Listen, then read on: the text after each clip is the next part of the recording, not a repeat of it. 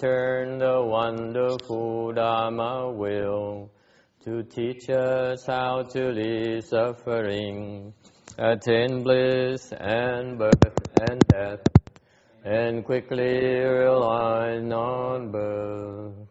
Cung thính đại đức tận tình, vì thứ pháp hồi cấp nhất thiết chúng sanh, thiên chuyển diệu pháp luân giao đạo ngã môn, như há liêu sanh tự ly khổ đạt lạc, tốt chứng vô sanh.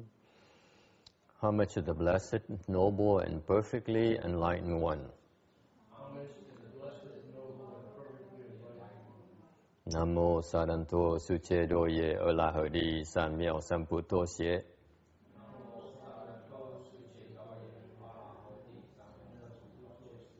Nam mô Tát Đắc Tha Toya Dara Araha De Tam Miệu Tam Bồ Đà Tọa.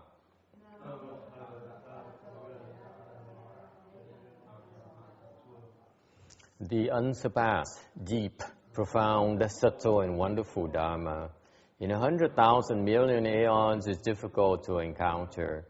Now that I've come to receive and hold it within my sight and hearing, I vow to fathom the thus come one's true and actual meaning.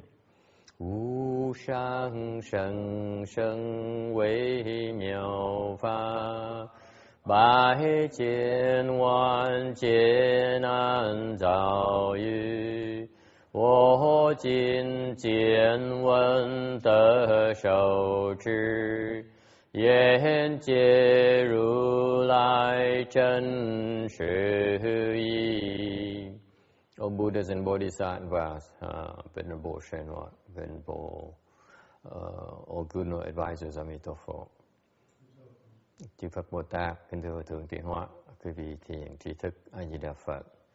诸佛菩萨，师父上人，各位善知识，阿弥陀佛。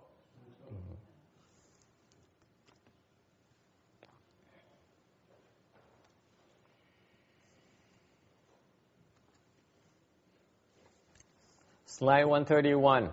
Cái tấm số 131. Are we being recorded or broadcast? Is it automatic now? Oh, that's impressive. Oh, very good.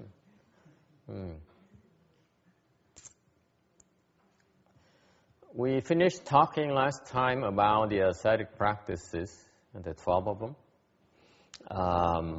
You practice, the ascetic practice are designed to, it's a dharma of vigor. Khi mình tuần rồi mình mới giảng xong cái hành đầu đà. Hành đầu đà là một trong những pháp tu cái tinh tấn ba la mật bên Phật giáo của mình. Basically, you strike up your spirits with courage and vigor. Mình khởi cái tâm thần mình lên để mình tu. To sweep away the defilements and afflictions. Để mình gạt bỏ những cái cấu nhuế và những cái phiền não. In other words, what it means is when you cultivate and you encounter these different dharmas are designed to help us do away with our defilements and afflictions. Những cái pháp này là pháp giúp cho mình gạt bỏ những cái cấu nhuế và những cái phiền não của mình. One of a very important dharmas in Mahayana, cái hành đầu đà là những cái hành quan trọng trong Đại Thừa, because the Buddha said that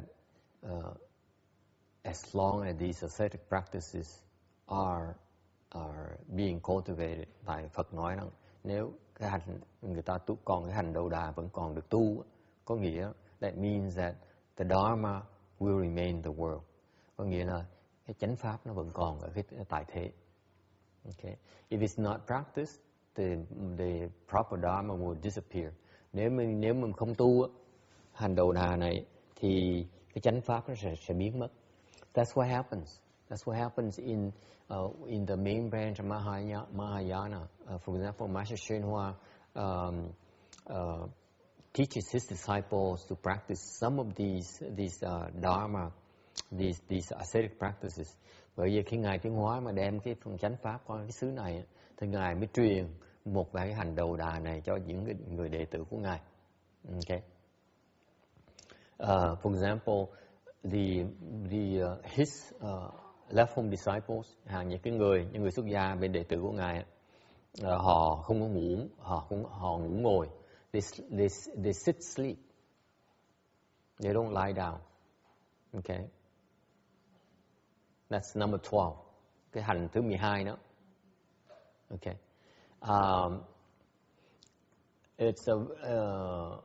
It's much harder than it sounds. Nó khó lắm, không phải như vậy như cái vị tưởng đâu.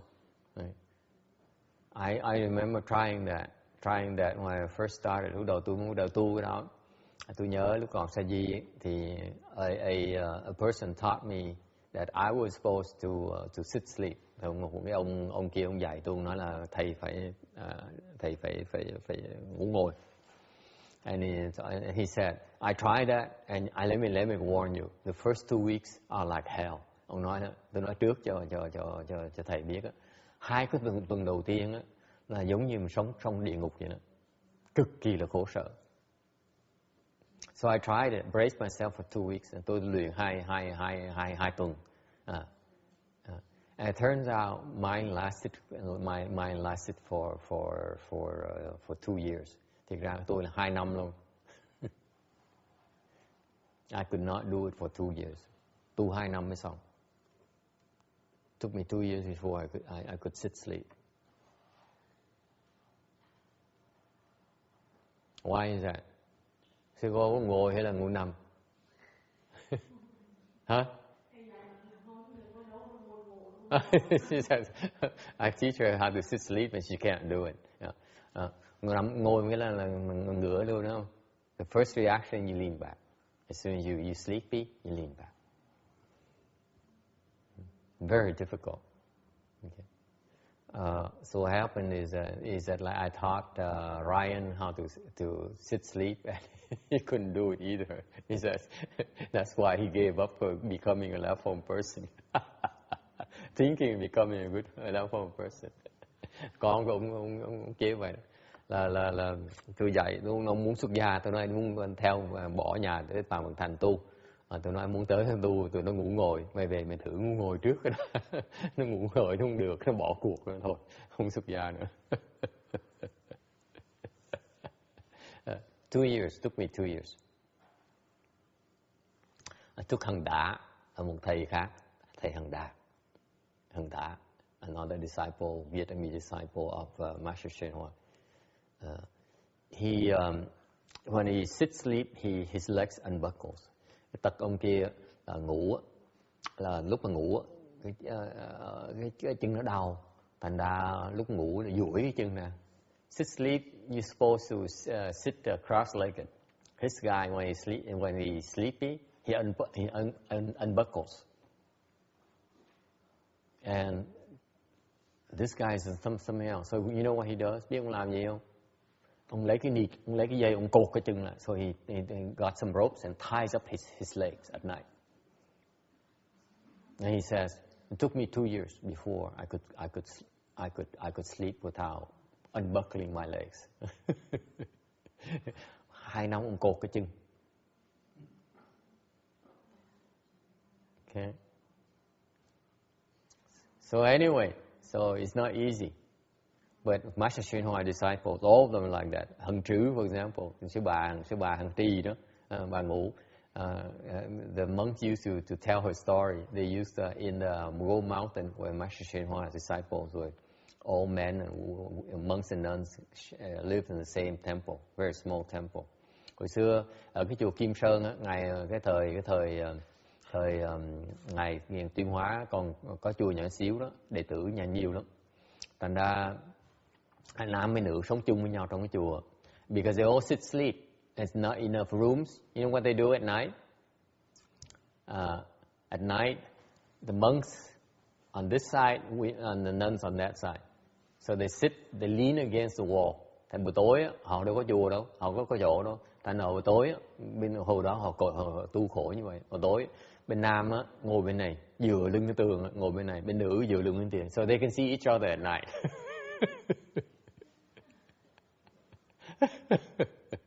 And Hằng Trứ is one of the most senior, the second most senior, if not the most senior nun in. Hey, we're going to the Vietnamese temple. Are you going today? Not sure. You're not sure? Oh, too bad. We're going. So, biggest temple, supposedly. Anyway, so Hằng Trứ is one of the most senior nuns in the Master Shinua disciples, left form disciple. She's now like she walks ahead of everyone else nowadays. And a nun was telling us about the fact that at night they watch her sleep. Okay.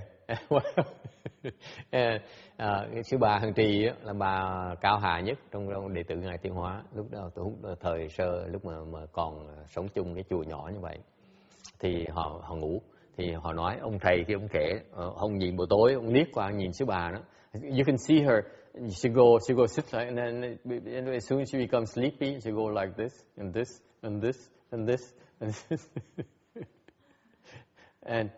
and unless you're in this business, you don't know what I'm talking about.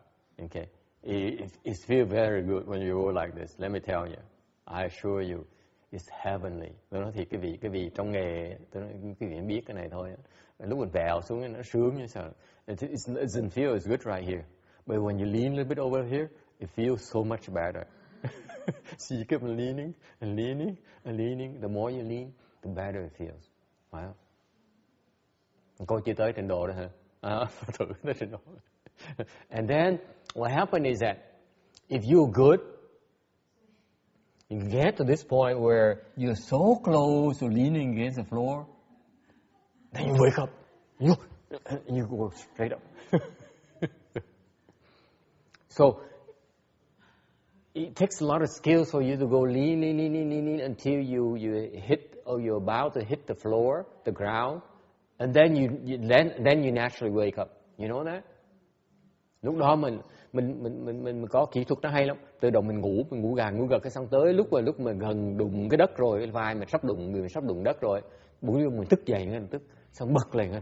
It's natural. You wake up, you shudder, you wake up and then you swing up immediately.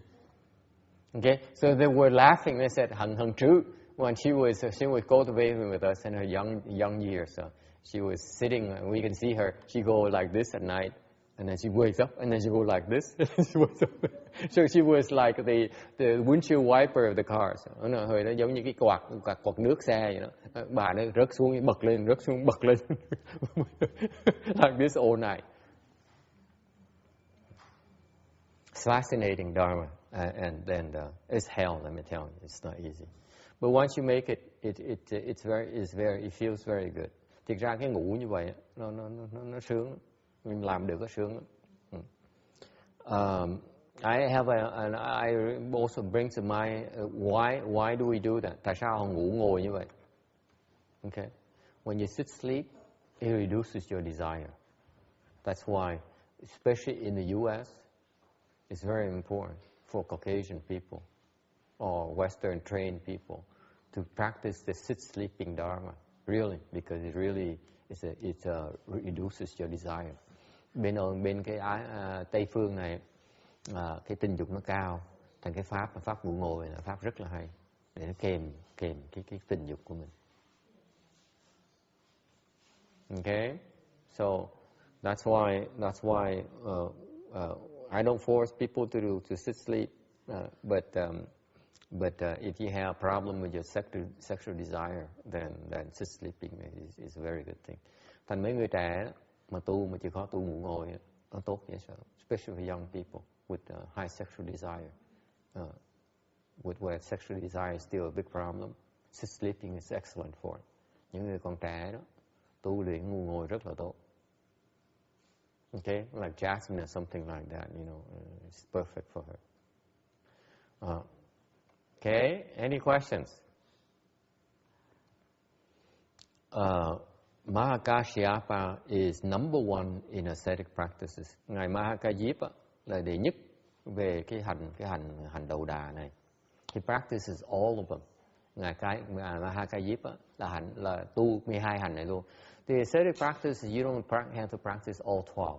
You can practice only one of the 12. It's okay too. Okay. But Mahakashyapa, he practices all 12.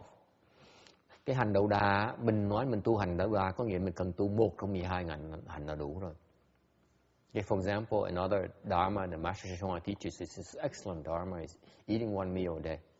Cái pháp khác mà Ngài Tiến Hóa, Ngài truyền ăn một ngày một bữa. Pháp nó hay dễ sợ. Okay.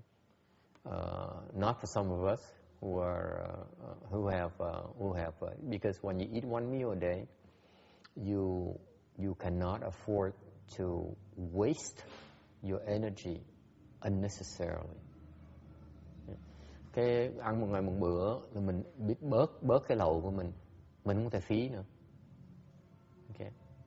So it forces you to be centered constantly, otherwise you become hungry.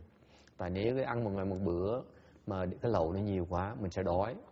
Như for example, Jasmine is not for Jasmine clearly. I look at Jasmine and say she must be 4 meals a day. Những cái cô này tôi nghĩ chắc 4 bữa, ngày 4 bữa chứ một bữa không nổi đâu. What happens is that when you eat a lot, you have a lot. It's just like the example of food intake is like drinking. When you drink alcohol, you cannot store it. You need to spend it. You act silly when you drink too much alcohol. Như mình uống rượu, cái rượu là cái mà nó không có mình không có chứa lại được. Thành ra lúc mình uống rượu mình phải xài cái calorie nhiều quá, mình phải xài. Okay. Same thing with eating. When you eat a lot, then you have excess calories you need to spend. Some of it gets stored in your body, some of it you spend it. Thành mình ăn nhiều thì một phần nó thành mỡ, một phần khác là mình phải xài sức đó, xài cái đồ đó. Okay, so that's why again that's another very very excellent ascetic practice that Master Shen Hua teaches his disciples. Và đó là một cái pháp khác mà Ngài Tiến Hóa Ngài truyền cho đệ tử Ngài đó. So those are the two things we also try to do: sit, sleep, and then eat one meal a day. Okay.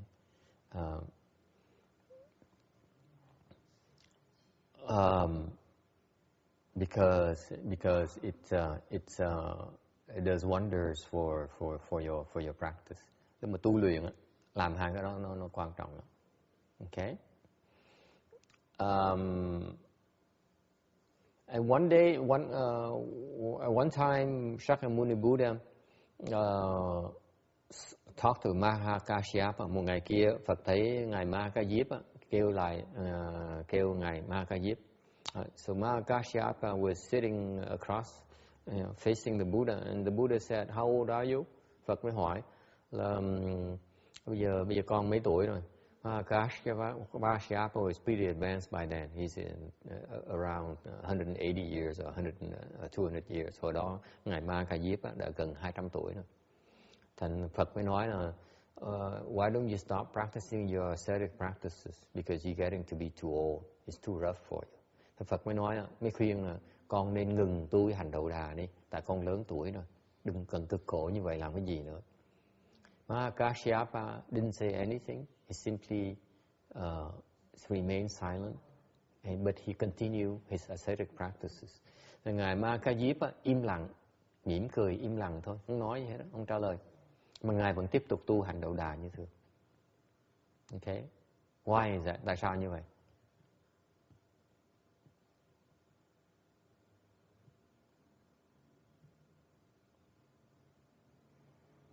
Because it feels so much better. Tại nếu thực sự quý vị tu, I don't practice ascetic practices. I can tell you from extrapolation that if you can practice ascetic practices, okay, it feels very nice. Thì ra, on the surface, it appears like we're suffering a lot, we're giving up a lot. Actually, we are much lighter, much more nimble. Thành ra tại sao tôi biết như vậy? Tại thiệt ra tôi đâu có tu hành 22 cái hành này đâu, chỉ tu một vài cái thôi, thử một vài cái thôi. Nhưng điều mình tôi biết rằng tôi đoán suy ra, tại vì thấy cái kết quả mình thấy rằng là khi mình tu những cái hành này là cái kết quả là mình thích dễ sợ, rất là thích thú, cảm giác rất là thích thú, rất là đặc biệt. It beats all the sensual pleasures. I could put it that way. Cái lạc thú mà thông thường của thế gian đó không bằng.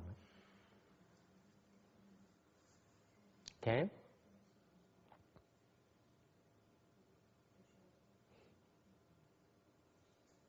All right. Any questions? Ai thắc mắc gì không? One last thing I want to mention about Mahakasyapa. Cuối cùng tôi muốn nói về cái chuyện là ngài Mahakasyapa. It's about the fact that he was the first patriarch. Cuối cùng mình nói tới, mình nhắc lại, ngài là người sơ tổ của cái dòng chánh giáo. He is the first patriarch of the proper Dharma. Okay. And he was certified by Shakyamuni Buddha to be the first patriarch. Ngài là được Đức Phật chứng nhận, chứng phong làm sơ tổ, using the mind-to-mind seal Dharma, mind-to-mind transmission. Bằng cách nào? Bạn dùng cái pháp gọi là cái pháp tâm ấn. You heard of that before, right? The mind seal, mind-to-mind transmission, or the mind seal. Quý vị nghe cái pháp đó rồi gì? Hoặc là cái tâm ấn, hoặc là cái pháp dùng cái tâm để mà truyền cái pháp. You know what that is? Quý vị biết cái đó là gì không? What is a mind seal? What a mind-to-mind transmission? Anyone? What is that?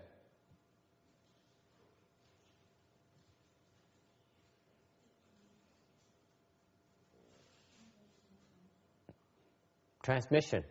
What are they transmitting? Truyền cái gì?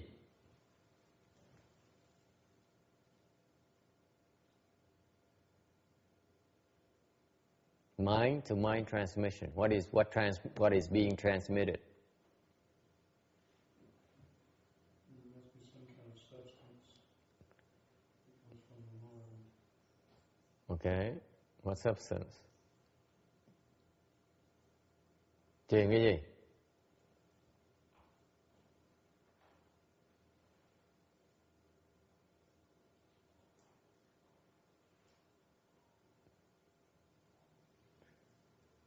Transmit their patriarch's position. Truyền cái ngôi vị tổ sư.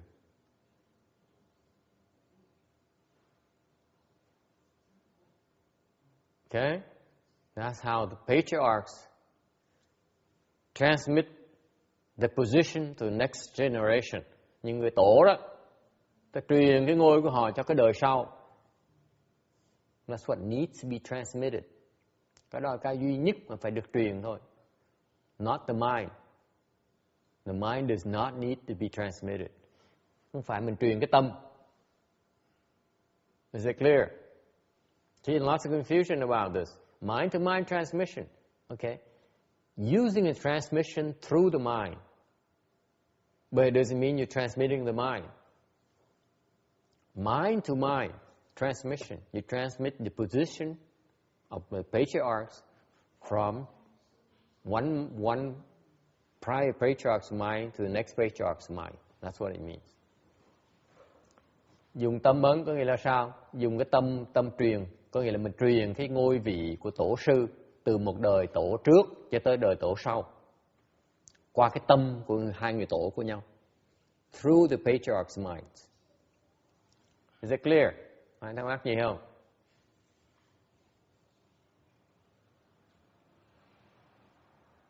Okay, I'm probably bringing up something that most people don't know about or have no clues what they're about.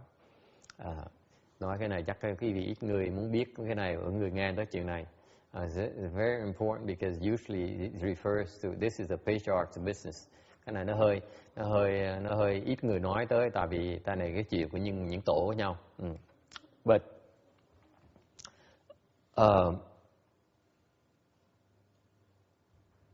so in other words, one patriarch certifies the next person to be the next patriarch. That's why it's called transmission. Nói cách khác, người tổ đời trước chứng nhận rằng người này là người thừa vị của mình, người kế vị của mình. Mind to mind only, tâm với tâm thôi, meaning that only the patriarchs and the next patriarchs recognizes that and know about it.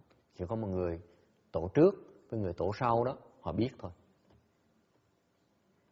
It's not meant for you to be seen and say, okay, let me organize ceremony where I nominate you to be a patriarch. Nó khác là pháp thông thường thế gian. Ta mở một cái lễ ra, ta nói ta chứng nhận người này là tổ thứ nhì, không bao giờ làm chuyện đó hết. It's never happened as far as I know. Mind to mind transmission only between two patriarchs. Tâm ấn có nghĩa là từ một cái tổ này truyền cho người tổ khác, thì hai người đó biết với nhau thôi. Okay? At that moment, only the two of them are aware of it. Just like when Shakyamuni Buddha transmitted the mind to mind seer Dharma to Mahakasyapa, only he and Mahakasyapa knew about it. And then Shakyamuni Buddha then made the announcement, I just made the transmission. To teach people that Dharma, but he doesn't need to do that. Okay?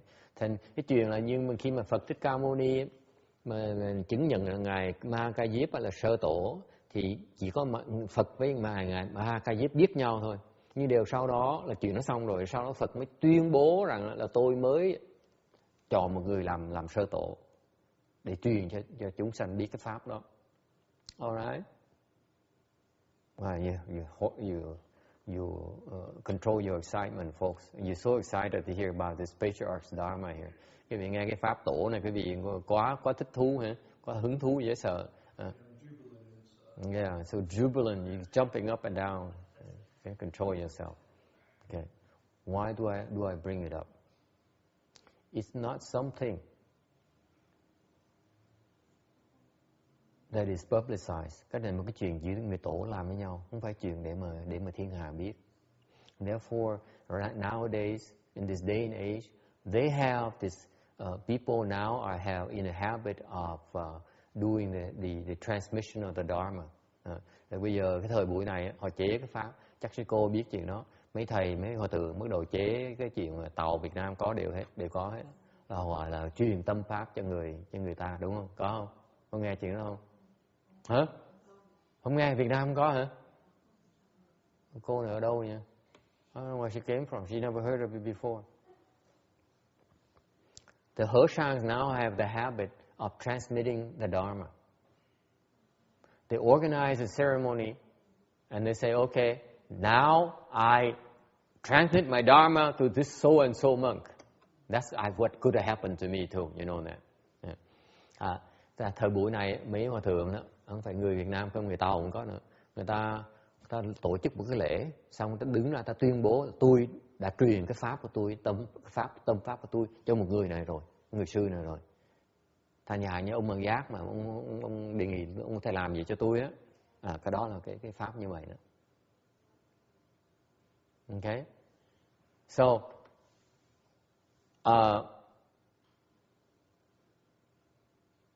I strongly discourage that kind of practice. Tôi không đồng ý làm cái chuyện đó. Okay, why is that? Tại sao vậy? Because what happened is that you have to realize this is not a show thing for show. This is about your being qualified to be a Dharma vessel. Nói cho rõ ràng, không phải cái chuyện này chuyện để mình làm khoe khoang với thiên hạ. Chuyện này lý do mình được truyền cái pháp đó, tâm ấn đó là tại vì mình là xứng đáng được làm pháp khí. You are a worthy Dharma vessel.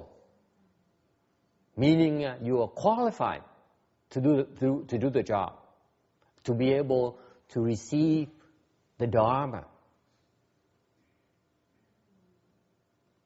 So not just anyone, just because whether they donate a lot of money or they're an important contributor to the temple, are entitled to do that.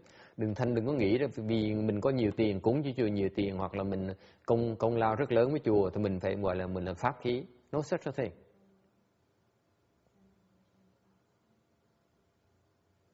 Okay?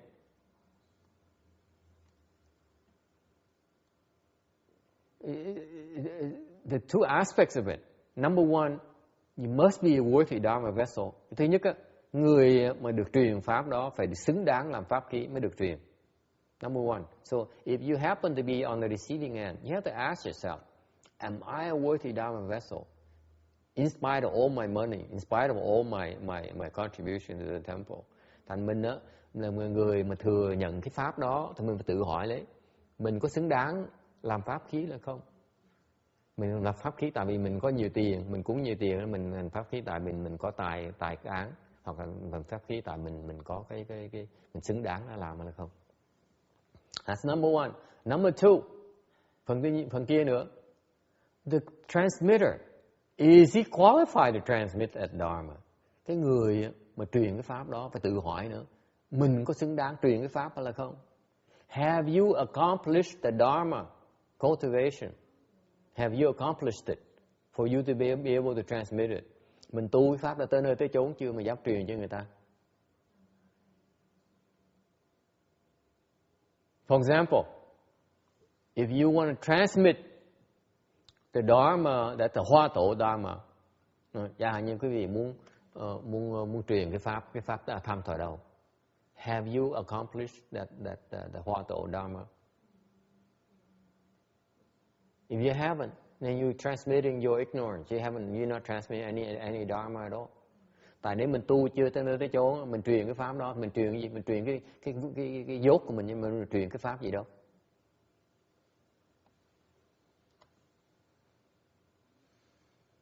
Okay, so it's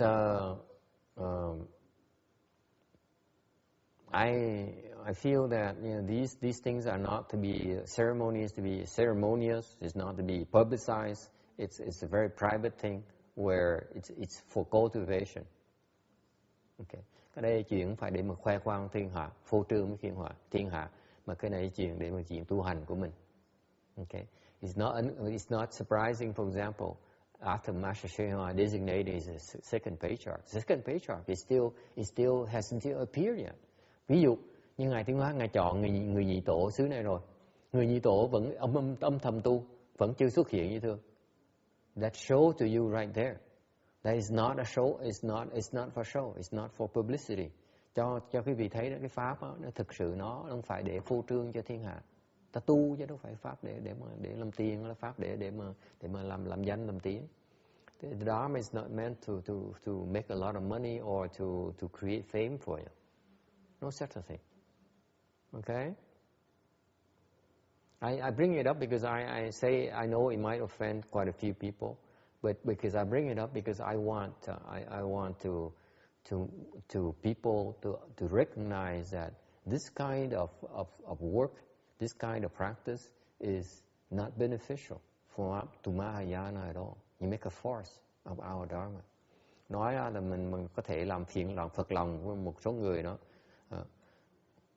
nhưng đều phải nói ra để quý vị hiểu rằng là những cái hành động nha, những cái hành động như vậy nó có hại cho Phật giáo Việt Nam mình, Phật giáo Tàu, Phật giáo Đại thừa mình. Tại đó mình đang làm bậy. Okay. All right. Any questions, comments? Ai có ý kiến, thắc mắc gì không? Okay, 132. Tổng 132. Mahakatyayana, Mahakatyingyi. Sanskrit for great scissors for hair cutting. Đại tiễn thế. Là những cái kéo để mà cắt tóc đó. their male offsprings or a Brahmin class. Họ là cái dòng nam thừa kế của một cái dòng họ Ba La Môn. Okay. In the ancient times, there used to be immortals cultivating in quiet places. Hồi xưa đó, họ những tiên ông tu trong mấy cái núi dùng hẻo lánh. And they used to keep, they used to be very old. Những người đó là ai? Họ rất lớn tuổi. The hair and beard are very long. Tóc với râu nó dài. Okay. And because in those places they have no scissors and stuff like that, and therefore no one to trim the hair and the beard. Hồi đó cái chỗ hẻo lánh như vậy, họ không có phương tiện, không có kéo, không có dao để mà họ cắt tóc hoặc là cắt râu. And that's why they adopted the practice of not cutting the hair. Bởi vậy cái dòng họ, cái thế đó, cái nhóm họ mới quyết định là họ không có cái luật là không được cắt tóc, không được cắt râu luôn. Okay. And it turns out one of these cultivators has some sons, and two of them two brothers came to visit their father. Nhớ cái dòng họ Ba La Môn này đó, mặc dù họ là người xuất gia, nhưng điều thiệt ra họ có thể lập gia đình trước rồi đã, họ mới xuất gia sau. Do you remember these Brahmins? They can have family first for a few years, and then before they devote their practice to be celibate. So it's not uncommon for them to have families and offsprings. This ensures that they have continuation in the Brahmin line. Cái dòng nhỏ Ba La Môn này nó có truyền thống của họ, họ có con cái cái đã để có nối cái dòng dõi của họ. Rồi xong họ mới lên núi họ tu riêng. Okay. Thành con cái họ thường có nhiều lắm. And two brothers came to visit the father, and the younger offered to trim all the immortals' hair. Thế người con trẻ nhất mới xin phép được cúng dường bằng cách là cắt tóc cho tất cả những người tu trên đó. And they all agreed. Họ đều đồng ý hết. And later all these immortals accomplished their way. Rồi sau này họ tu xong cái pháp của họ. And subsequently they were called the Great Caesar's Hair Clan. Sau này về họ tu thành đạo, đắc đạo, thành họ được tự gọi cái nhóm này được gọi là cái nhóm đại tiện thế, cái nhóm cái kéo cắt tóc vậy lớn. Okay.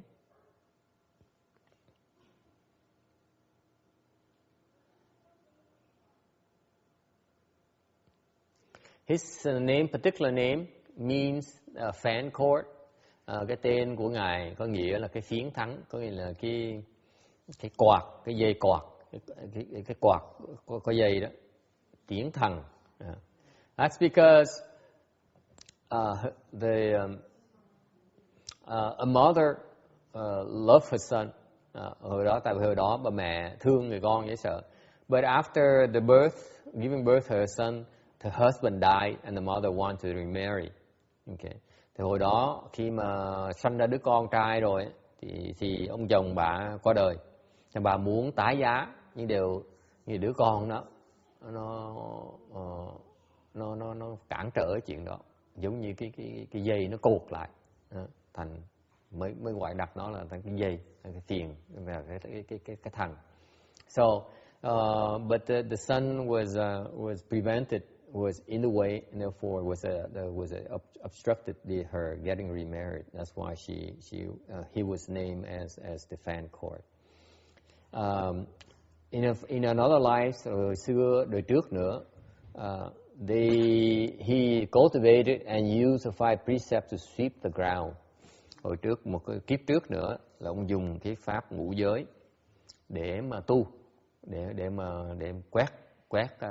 quét địa, quét cái chỗ mình tu, quét cái thế giới mình tu.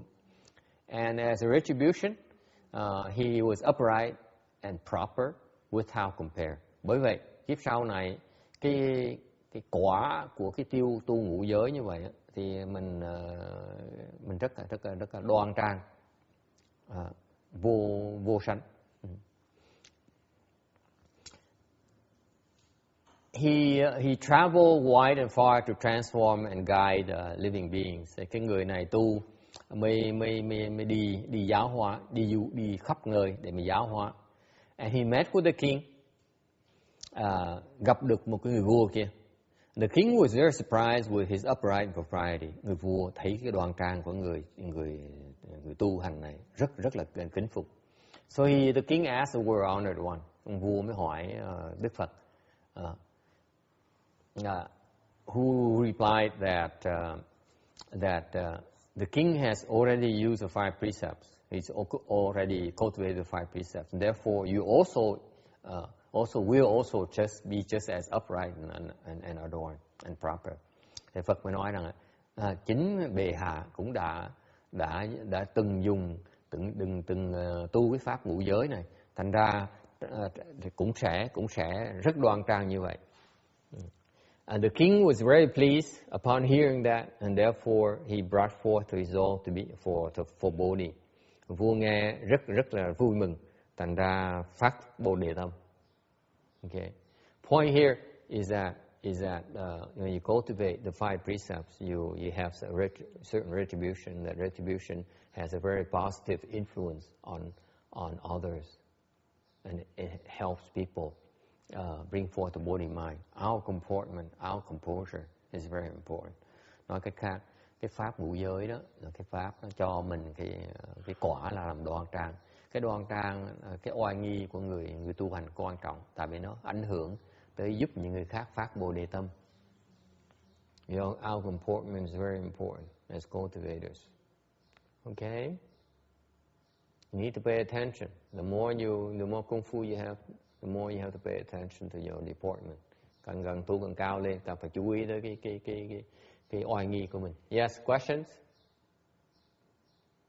So if we don't have good component, that probably means we didn't practice. That's right. Nói cái ngạc nó ngược lại. Nếu như mình cái oai nghi mình hơi kém, tức có nghĩa là kiếp trước mình tu cái ngũ giới nó còn dở, chưa được giỏi lắm. Okay. 134. The venerable Mahakatyayana can really debate, and his words rush out like heavy waves. Cái ông này, ông biện tài như nước thác vậy đó, khó mà cãi với ông. His facial features are flawless like a gem. Cái mặt tướng mạo nó đẹp, nó trọn vẹn như là thủy tinh vậy đó. Can use wisdom torch, dùng cái đuốc của huệ, to destroy the long night's darkness, để dùng để mà phá tan cái tối tăm của cái đêm dài. Okay.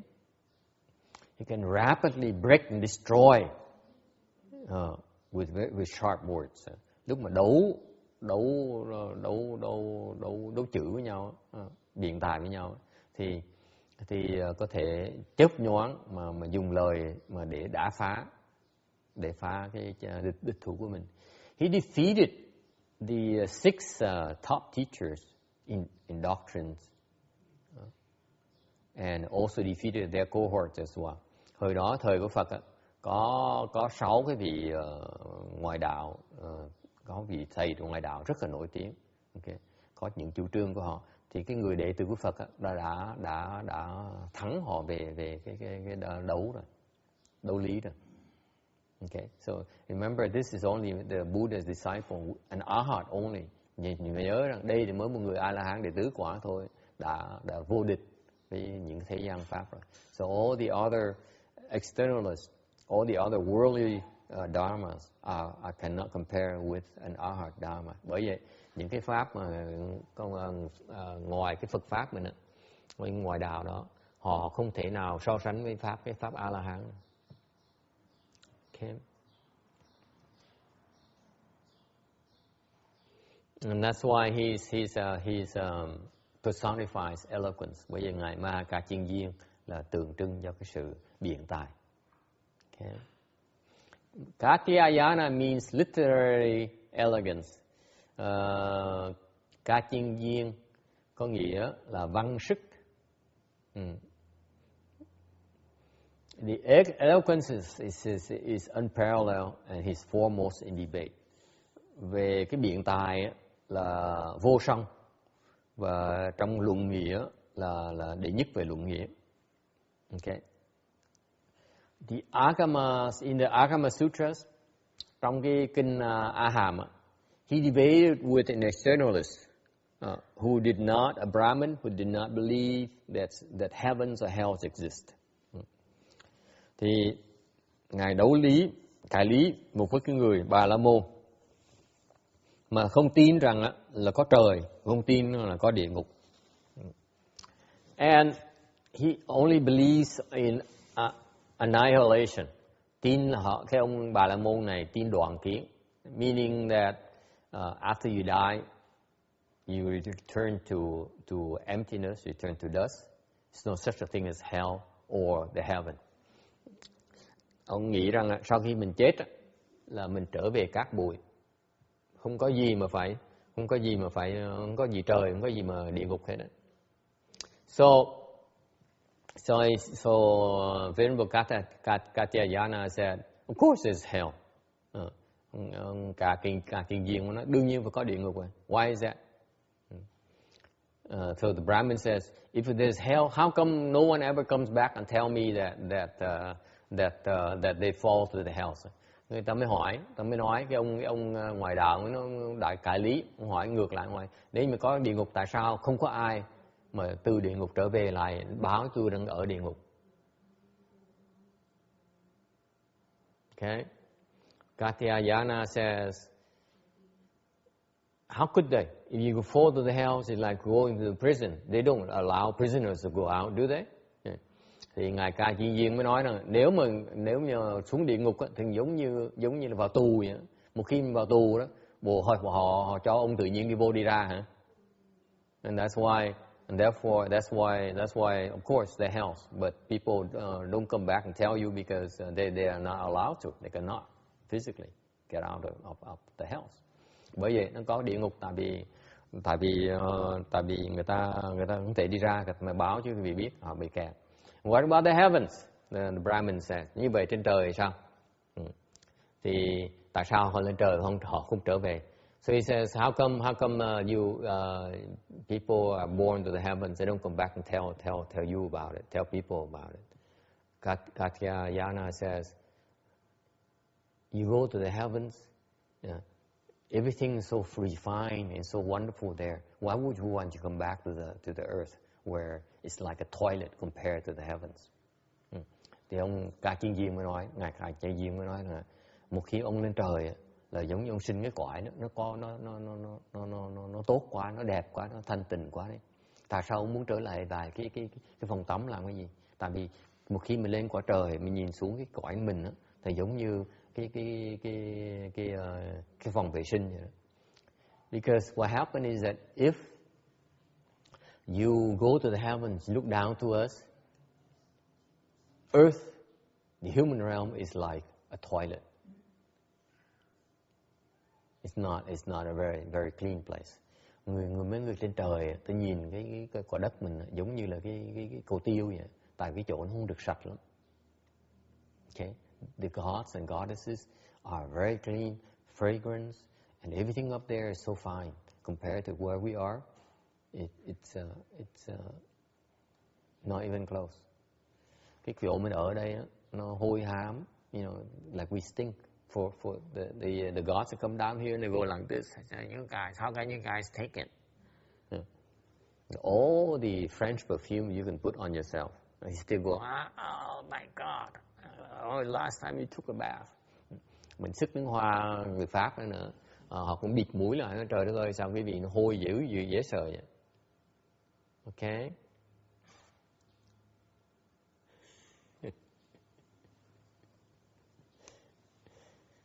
So that's why once you become go to the heavens, you don't want to come back, because why would you want to come back to the toilet? That's what Katyayana says. Vậy ngài Ca Chiên Viên mới nói như vậy. Một khi mình lên trời rồi, tại sao mình trở về lại cái phòng tắm là cô tiêu làm gì? Bởi vậy nó không ai thèm trở lại hết đó. And that's why the Brahmin was defeated, and he believed in Buddhism. Cái ông Bà La Môn bị thua, đấu lý bị thua, thành tin vào Phật pháp. Yes. Well, that may have worked at that time, but in no way does that prove the existence of heaven or hell. That argument, in no way is that any kind of proof. It sounds good, but it doesn't prove anything. Well, it only says that, you're right, it only says that it only says why people cannot come back and tell us about it. Makes sense. But Okay. It just doesn't prove at all. So what proof do you want? Kind of proof I want, I'll open my heavenly eye and see heaven. I see it, I believe it. I believe it now, but the thing is, some kind of proof, that's not proof. That's just talking. Yeah, logically it's not. It's just you're right. It's not complete proof. We need more facts. But the fact is that it's not meant for you to receive the facts. Because you're assuming that they want to prove it. No one wants to prove anything to you. No one cares to prove anything. Yeah, there's no need for it, for any of them, for them for you to believe. Okay, so that's why, and ông nói là cái nói như là chị chưa đủ chứng minh. Đương nhiên chưa đủ chứng minh thì chị nói là cái chứng minh là người ta không trở về, hoặc người ta không trở về nói báo cho mình biết được thôi. Nhưng đều chưa đủ chứng minh thì đương nhiên là cái bên Phật pháp mình đâu cần chứng minh cho ai đâu, tin hay không tin là tùy quý vị. So you believe or not is your problem, not really. No one is trying to prove anything to you. Bên cái Phật pháp này là cái quan trọng là cái lòng tin đó, chứ không phải là cần cái vị, chứ không phải cần chứng minh cho quý vị. So what matters is you bring forth the faith on your own. It's not a matter of providing you with proof so that you believe. It's no such attempt. Okay. Talking about proof, talking about beliefs. Okay. How come you believe without seeing it, whereas your friends came, listened, and said, "Oh, I don't believe in any of this crap." Why is that? Nói về cái chuyện chứng minh, nói về lòng tin. Tại sao ông này người da trắng, ông nghe ông tin? Ngược lại, những cái người bạn ông người da trắng tới nghe, xong nói mấy cái đồ nói chuyện tầm bậy, không tin. Why is that? Well, for one thing, they don't believe that there's anything that would interfere with their particular pleasures. Nói là tại vì cái gì mà nó đi ngược lại cái sự thích thú của họ thì họ không tin. Anything threatens their world. Yeah. Let me put it this way. The reason you believe is because you could explain in two ways. Lý do mà nghe mà tin because hai cái lý do. Number one, okay, you have the blessings. Thứ nhất, that's how it's generally explained. Nghe mà tin là tại vì là có phước. You have the blessings in the particular Dharma blessings. Cái phước là cái pháp đó. For example, you plant blessings with Hinayana Dharma, and you listen to Mahayana Dharma, you probably won't believe it. Thì như cái vị trồng phước với nguyên thủy, pháp nguyên thủy, xong tới nghe pháp đại thừa thì chắc sẽ không tin pháp đại thừa đâu. Okay, most likely will be the case. Okay, so for example, one of your friends used to be Tibetan, whatever. Okay, it's not Mahayana in my eyes. Chẳng như cái bạn này là lúc trước đã từng tu bên Tây Tạng đó, pháp Tây Tạng.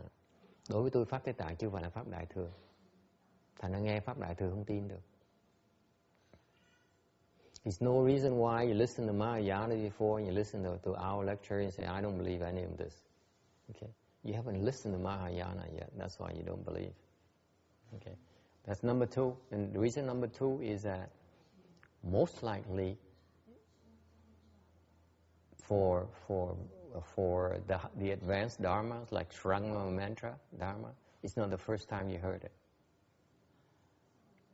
Những cái pháp đại thừa đại thừa mà cao siêu đó mà quý vị nghe mà tin, tại vì chắc chắn là không phải lần đầu tiên quý vị nghe cái pháp đó đâu, gặp cái pháp đó đâu, đã từng gặp rồi. You met it before, you practiced it before, đã từng tu rồi.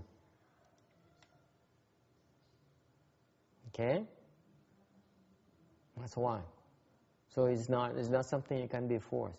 That's how, faith is not something you can be forced. Thành cái lòng tin không có cái mà mình ép người ta được.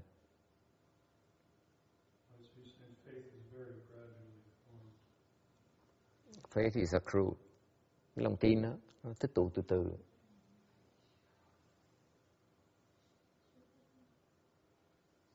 Okay? So even though your friend did not buy into it, but they planted the seeds already. They heard it already. So in the future, when they hear it again, they will not be as shocked. Thành ra cho những bạn này tới nghe mà xong bác cái pháp mình á, thì mặc dù họ không tin á, vì họ đã trồng được cái chủng tử rồi. Lần sau nghe khoảng chừng vài trăm vài ngàn lần nữa. So in the future, 100,000 times that they hear it again, they probably will begin to believe. Okay? Càng nghe càng nhiều trong tương lai nữa, có thể có cái cơ hội. It hurts so much, huh? Yeah. Welcome to the world cultivation.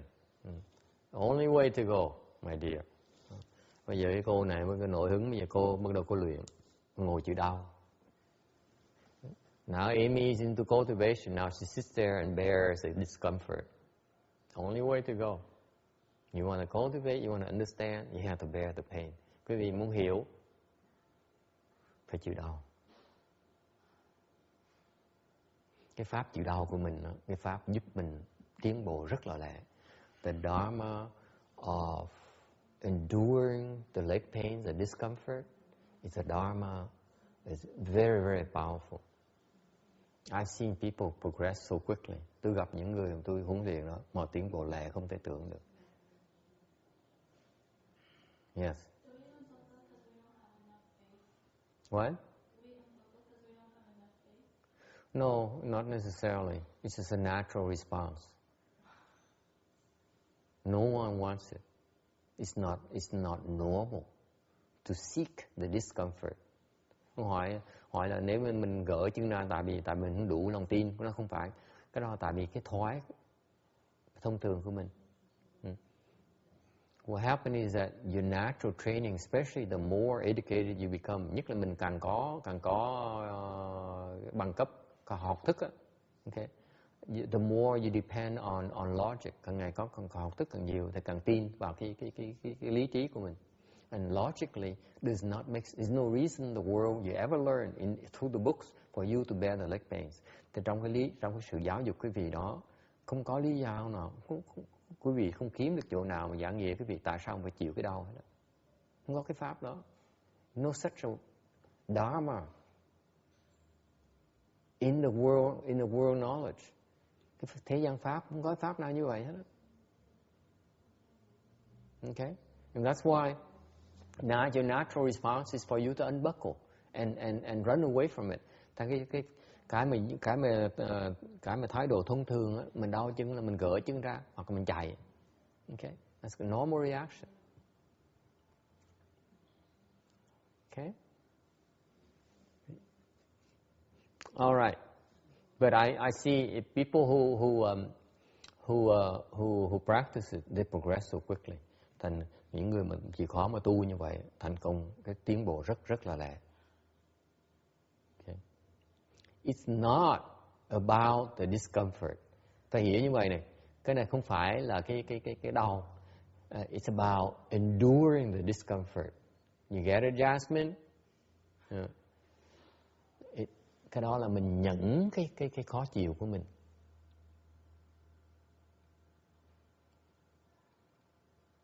That's when great things happen. Lúc đó chuyện hay nó xảy ra.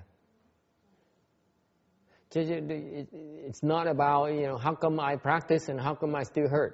Có người nói tôi, tại sao tôi đau, tôi tu lâu như vậy, tôi vẫn còn đau chân như thường. I tell you this.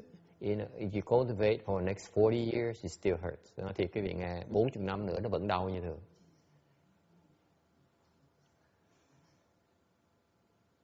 Okay? So you might as well stop now. There's no need to if you feel that you cultivate, eventually the pain stops, forget it. Okay, it doesn't stop. Thành đừng nghĩ mình tu là cái chân nó hết đau đâu. Nó không hết đâu. That's how brutal it is. Okay? You cannot be a wimp. Because it shows that if you sit there and say, why doesn't the pain go away? I want it to go away. Actually saying, I'm being a wimp. Yes.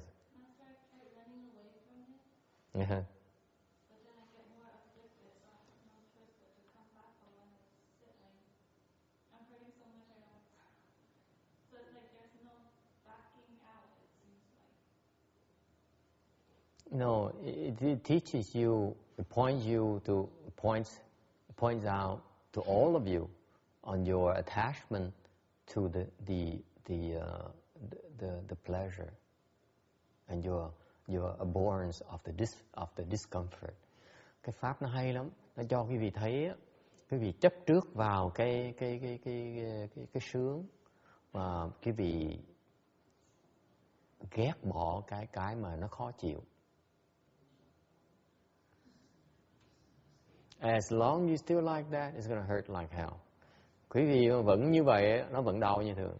Ngày nào đó quý vị mà chặt được cái chấp trước đó rồi, nó hết đau. But one day when you stop all those two attachments, then it no longer hurts. So don't blame me. Blame yourself. Đừng có trách tôi. I'm only open my mouth and tell you to practice, show you how to practice, to point out to you. Like John, for example, tell him to cross his legs. Forget it. Talk about food, yes. But cultivation, forget it. Okay, why? Seeks pleasure, abhors discomfort. Right? You're no different than any of us. That's why there's no point in trying because it hurts. It's supposed to hurt. And you have to hurt until you reach the point it hurts so much that it doesn't matter anymore. Then you stop being attached to it. Tại cái pháp nó hay lắm, nó đau đến độ mình chịu không nổi nữa, mà vẫn chịu như thường. Đến mình tột độ nó không còn, nó không còn cái chấp trước của mình nữa. It's about to undo, to cleanse yourself, meaning that you have to go to the extreme before you can let go.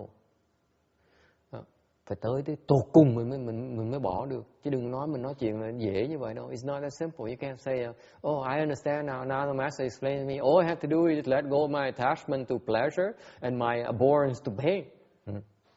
Đừng có nghĩ là ông thầy ông giảng cái pháp dễ, ngày mình học cái pháp xong là chắc chắn là mình về nhà mình ngồi chắc chắn không có đau chân nào nữa đâu. Tại ông nói dễ lắm, mình về mình chỉ gạt bỏ cái lòng chấp trước, cái tâm chấp trước về cái khoái lạc, cái thích thú của mình. Rồi mình bỏ cái mà mình ghê tởm cái đau đớn, cái khó chịu á, là mình xong, quá dễ, ai làm cũng được. Yeah, you can talk about it, you cannot do it.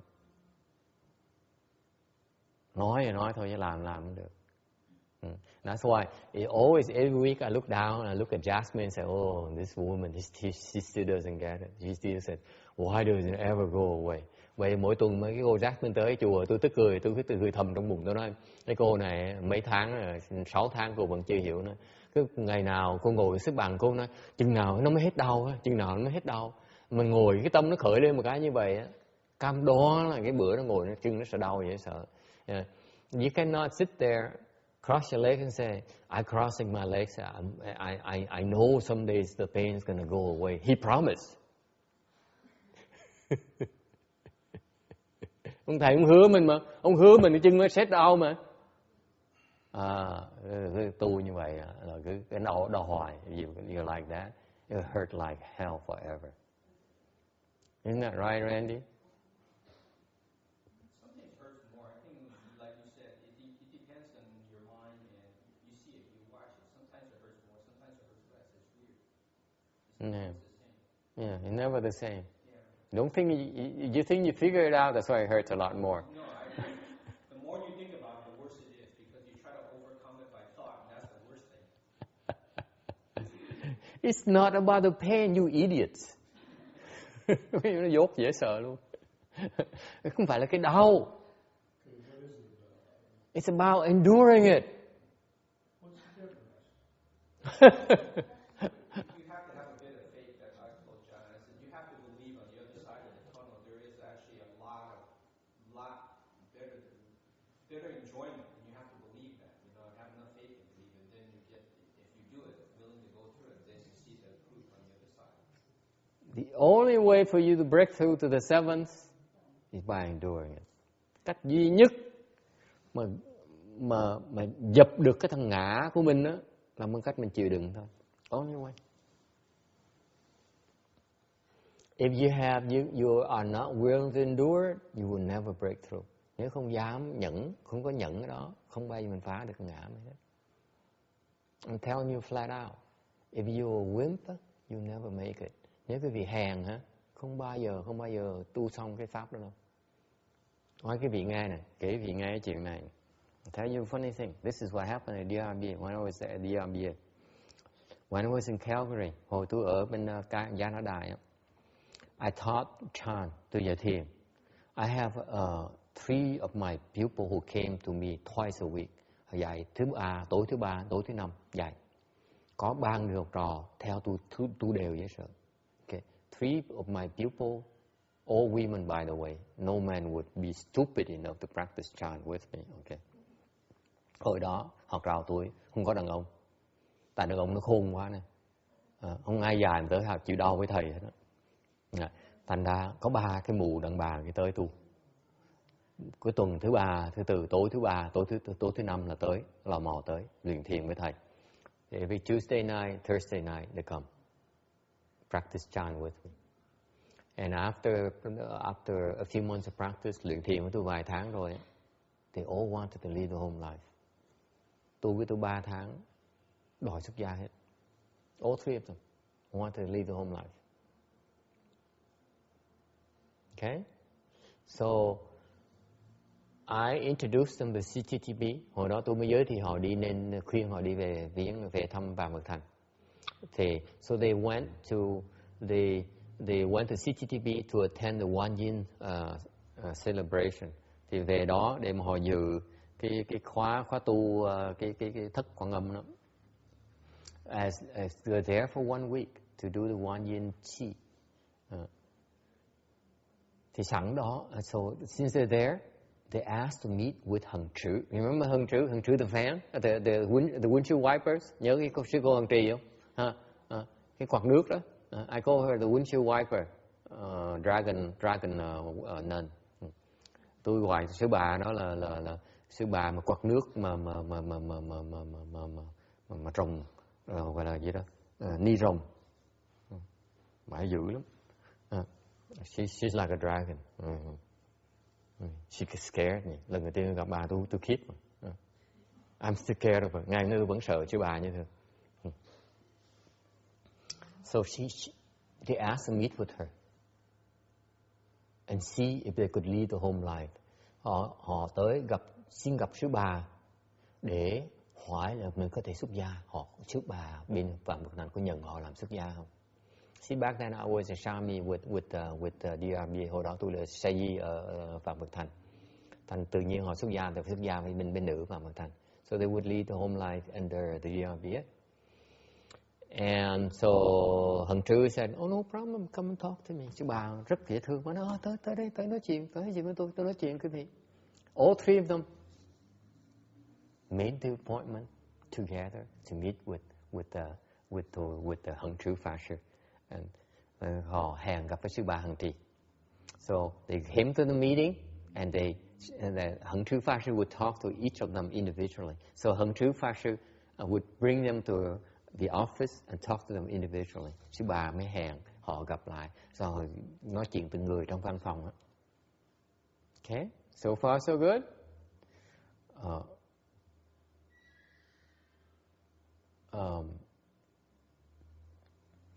So one of the three of my students, trong một cái ba học trò tôi đó, there's a sweet China girl. Trong ba học trò tôi có một cái người học sinh, cái cô người Đài Loan dễ thương như sao lắm, trẻ dễ thương. She's like 26, 27, 25, 26 tuổi thôi. Okay, Taiwanese descent, người Đài Loan. She stays at home with her brother, ở chung ở apartment với người em trai. Okay, for some reason the Taiwanese they have come in pair, sister and brother. I don't know, for some reason. It's more than a coincidence, let me tell you. Chuyện đó lạ lắm. Gặp cái cặp mà chị em nó nhiều dễ sợ, Đài Loan nhiều dễ sợ. Anyway, she stays home. And so they shared a 2-bedroom apartment. Họ sống chung trong cái apartment hai phòng ngủ. Okay. The young Taiwanese lady is a programmer. Cái cô đó, cô làm nghề programmer. Yeah, for some reason these Taiwanese are into computers too. Anyway, I have to think about this issue. So a really sweet girl, dễ thương, dễ hiền lành, hiền hậu. She's about this tall. Lung thịt à. Mỗi lần nó tới, when she goes to the temple, she's on a platform shoes this tall. Mà chú mang cái giày nó cao như vậy này. Cái giày mà nó platform shoes, you know those platforms, not high heels. See, Chinese people don't wear high heels. You wear platform shoes. She's so short. And a platform shoe, she still goes up to my navel. Okay. Nó luôn cái độ mà mang giày cao gót như vậy vẫn tới lỗ rúng thôi. Okay. But and she, why she want to live home life? Tại sao thích xuất gia? Tại vì lỡ dài tới tu luyện thiền của tôi, because she liked to listen to Buddhism. She went to practice chant with the head monk at the Calvary Temple, Venerable Hengzo. Hồi đó thầy Hengzo ở đó. Thầy dạy mấy tụi nó tới học thiền với thầy. Nó không thích. Tới tu luyện thiền đó thôi. When they practice chant with me, they like it. Why? Because I asked her. I teach her chant, and it's funny. You see a short thing after they sit for 40 minutes. Hồi đó dạy thiền, ngồi luyện thiền 40 phút. Hey Jackson, 40 minutes, not even an hour yet. Okay, 40 minutes, and we would stand up and then walk around. Okay, ngồi được 40 phút thôi, 45 phút là đứng dậy mình đi nhiễu. Mỗi lần after the sit, she would stand up. The Taiwanese girl, she would stand up and she would limp around the temple. Đứng dậy, nó đi cà thọt. Chừng nó đau quá, the legs hurt too much. Every single time. Okay? Lần nào tới cũng như vậy. Lần tới là cái mặt nó nhăn nó đi. Tu vài tháng đòi xuất gia. After a few months, she has not conquered her leg pains yet, mind you. I never taught her to conquer her leg pain. I said, you endure it. Okay? Back then, I don't know how to teach people how to do chant. All I did was say, I get my master, Shen Hua, he says, we should bear the leg pain, therefore you should bear the leg pains. Okay? Còn hồi đó tôi dạy thiền như vậy nè. Mấy sư cô hồi đó tôi dạy hay lắm. Tôi nói pháp tôi là pháp Ngài Tiến Hóa. Ngài Tiến Hóa nói mình chịu đau cái đau, chịu ngồi chịu đau. Quý vị ngồi chịu đau cho tôi. That's why I said, you bear the leg pains. Yeah, if I did it to you, Randy said, yeah, thanks. I see you next time. Okay? These girls are stupid enough, they bear the leg pains. They don't know how to conquer the leg pains, because I don't know how to conquer the leg pains myself. Tôi biết chân tôi vẫn còn đau, xong rồi tôi dạy, tôi biết hết đau chân được. Mà nó thích, they like it. Why is that? Why is it? After the leg pains, it feels very good. Sau cái cơn đau á, thích thú lắm. Isn't that right, Janice? It feels good. It feels very good. Okay? How come you don't feel any good adjustment? Because you haven't endured the pain long enough. Amy, it doesn't feel good yet because you haven't endured it long enough yet. You sit there and say, oh my God, I know I'm supposed to, but... ước rồi.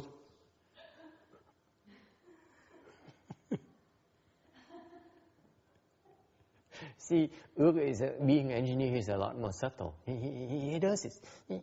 You guys don't have the fun I have here up here. I watch all of your reaction. After an hour or so, he sits there. He comes here morning, afternoon. That's too much. So in the afternoon, or towards the end of the morning, or in the afternoon, he goes like this constantly.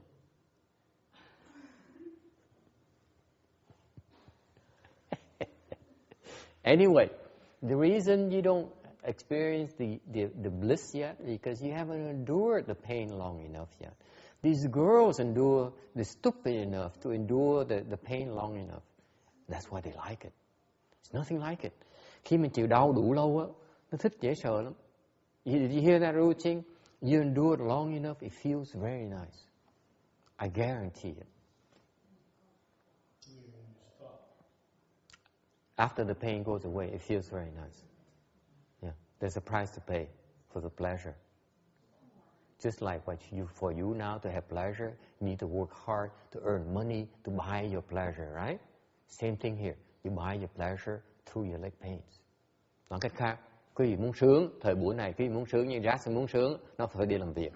Cổ phải đi làm việc. Cô làm việc xong cô lấy tiền, cô bỏ tiền, cô mua đồ chơi cô, mua kẹo, mua bánh cô ăn, cô thích, cô sướng.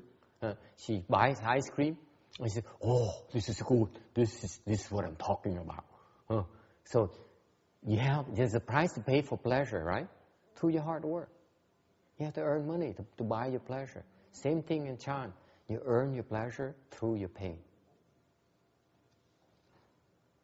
There's no shortcut. Không cách nào chạy. There's no two ways about it. Okay? So do it like a man. Take it like a man. Don't wimp out on me constantly. Hèn, yes sir. Mấy tụi đàn bà hèn. Women are wimps. Amy, yeah. Can we move on? Talk something more pleasant. Anyway, so this lady here, John is, God, I was hoping I learned something today, but he talks only about pain. I'm so allergic to pain.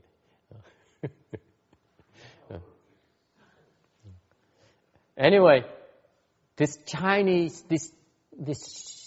sweet Taiwanese girl, after practicing Chan a few months, she said, "My God! I mean, if this is the life of a left home person, I want more of this." Tu nó thích. Nếu như vậy thì mình đi tu chứ mình làm tiền làm gì? Why do I have to go out and work, get a job and earn money? I don't even enjoy my life, my money, my job. I like this much better. I like Chan much better. Let me do it full time. Mình làm cực khổ ra làm tiền, mình thích tiền mà. Có tiền mình muốn thấy sung sướng như cái tiền nữa. Chẳng ra mình đi tu sướng hơn. So she decided to lead a home life, right? Happy story, right? Make sense, right?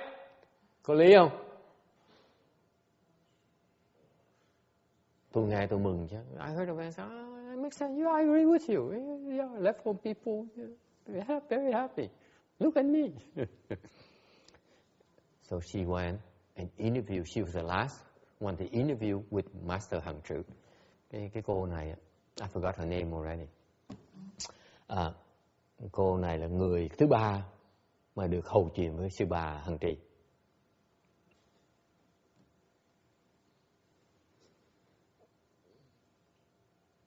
She never told me what happened. Cái cô này cô về, cô không bao giờ kể tôi biết chuyện gì xảy ra hết đó. It's my other pupil who told me. Cái người học trò kia của tôi đó mới kể lại tôi.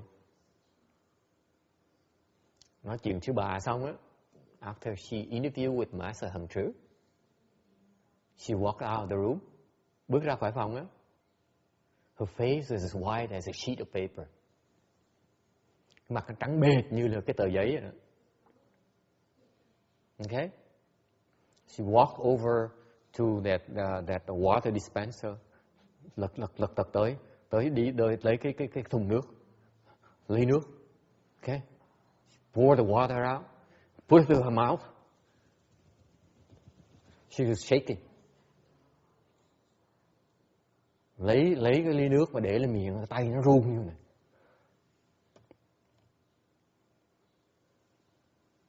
That's what you do when you interview with Master Hằng Trụ, okay? And you ask her to leave home like under her. Cái người dám xuất gia với sư bà Hằng Trì đó, tôi báo trước đó. bà thử cho cái cô này, cô khiếp đảm, cô không dám xuất gia luôn. After the test Master Hằng Trụ gave her, that Taiwanese girl does not meditate anymore and gave up even living a home life. Beats me. I like to know to myself today. Hỏi, bà nói gì vậy? Tôi không biết chứ. Tôi biết được, đợt đời tôi nó giản dị hơn nhiều.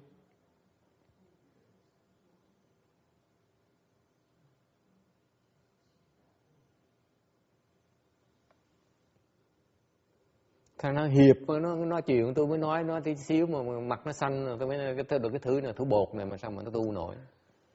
This is why one of the bhikshuni came here and she has a PhD and stuff, and I talked to her for a while, and I look at her and I, my God, if you were to meet Master Hằng Trụ, you pass out. Cái bà đó mà gặp sư bà Hằng Trì mà phỏng vấn một cái là chắc nó xỉu luôn. Cultivation, you cannot be a wimp. Tu đâu có hèn được. Right, John? Hey, what a wimp. Okay? Anyway. Name, going back to the slide 135, trở về cái kinh. Name also means, Katyayana means good shoulder. Tên Ca Chiên Viên có nghĩa là cái hảo kiên, là cái vai tốt. Because his shoulders are beautiful. Has very beautiful shoulders. Also means victorious thinker, là cái vai đẹp lắm. I've never seen beautiful shoulders. Have you seen beautiful shoulders? Ai thấy cái vai đẹp chưa?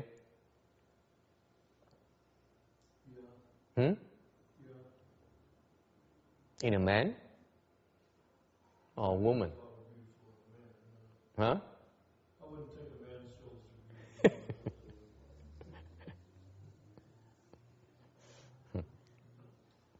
Probably weightlifters, I say. Would be very nice looking shoulders. Round and very well defined.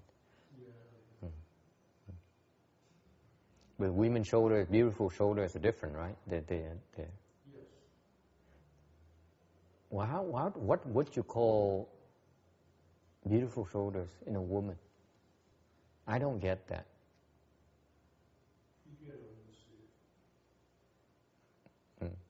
it. I agree. Okay, let's move on. Victorious thinker, tư thắng. Because his eloquence is incomparable. Tại vì cái biện tài ông này giỏi lắm. Obstructed eloquence has two kinds. Cái biện tài nó có 4 loại. Pháp, eloquence in Dharma, meaning you can speak Dharma without obstruction. Pháp, cái biện tài Pháp có nghĩa là bất cứ cái pháp gì giảng cũng được. Obstruction, eloquence in meaning, về cái nghĩa. Biện tài về cái nghĩa, meaning that you can explain, you can grasp limitless meanings of the Dharma. Có nghĩa là mình hiểu vô tận cái ý của cái pháp. Okay. Unobstructed eloquence in phrasing, về văn, về văn. Meaning that your phrasing is your rhetoric is unsurpassed. Cách dùng chữ mình nó rất là hay. And finally, eloquence in obstructed delight in speech. Cái biện tài thứ tư là là mình giảng pháp hay, người ta nghe ta thích. This eloquence here causes the listeners to delight in your speech, in what you speak about. Okay? 137. So that's the next arhat is Maha Kaustila, ngài Maha Kauhila. This is Shariputra's maternal uncle. Đây là ông cậu của ngài Xá Lợi Phất. Name means big knee. Kauhila có nghĩa là đại tất, là cái đầu gối to đó. Because the big knees ran in the family. Tại vì gia đình họ người nào đầu gối nó cũng to hết đó. Probably most likely from sitting in lotus. Chắc là tại vì ngồi kiết già nó hơi lâu. It means there goes my knees.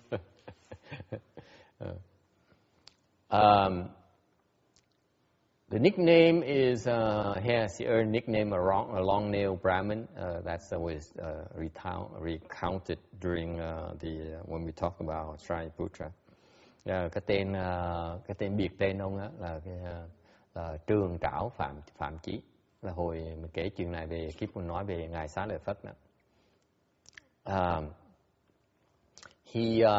He was worried about meeting his to be born nephew in debate. That's why he he abandoned his house, went southern India to read the 18 sutras and